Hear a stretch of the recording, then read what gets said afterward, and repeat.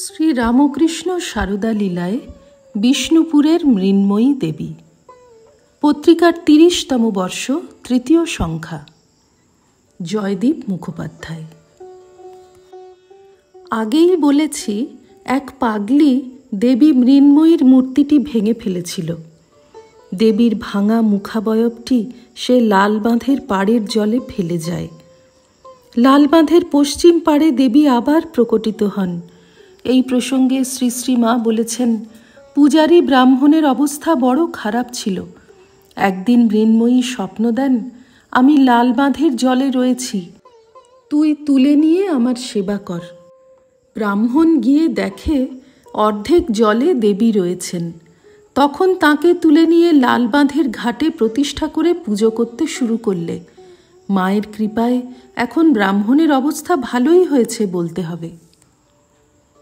উক্ত ব্রাহ্মণ হলেন বিষ্ণুপুর মল্লেশ্বর পল্লীর রূপরাম ভট্টাচার্য। তিনি সেই ছিন্ন মুখাবয়বটি লালবাঁধের পশ্চিম পাড়ে এক বেলগাছের তলায় স্থাপনা করে রোজ পূজা করতেন এবং পূজান্তে একটি মাটির সরা ঢাকা দিতেন।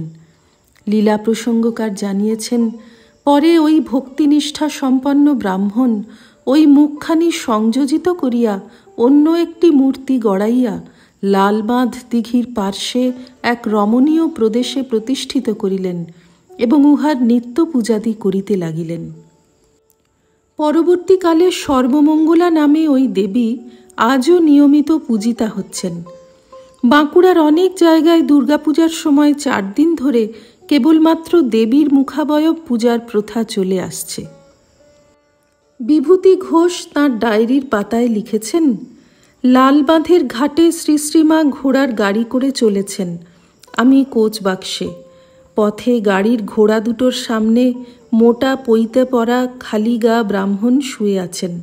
দেখে আমাকে বললেন, বিভূতি, ব্রাহ্মণ ব্রাহ্মণ।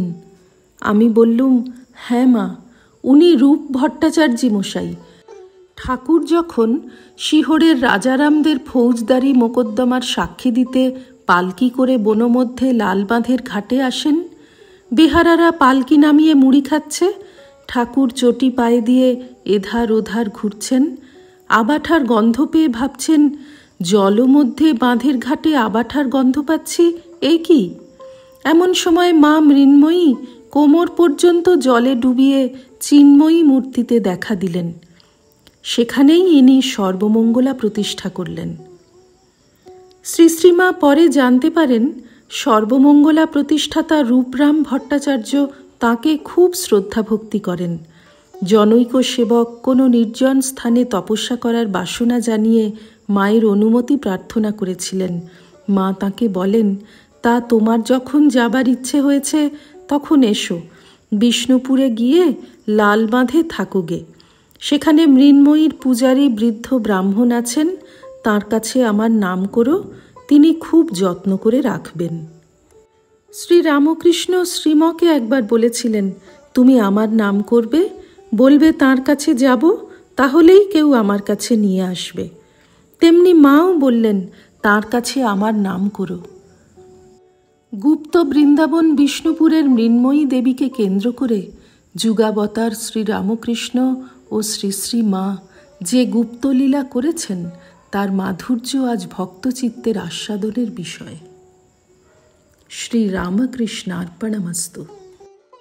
নিবোধত আজকের পাঠ আপনার ফোনে রোজ পেতে চাইলে সাবস্ক্রাইব ও বেল আইকন দুটোই ক্লিক করুন।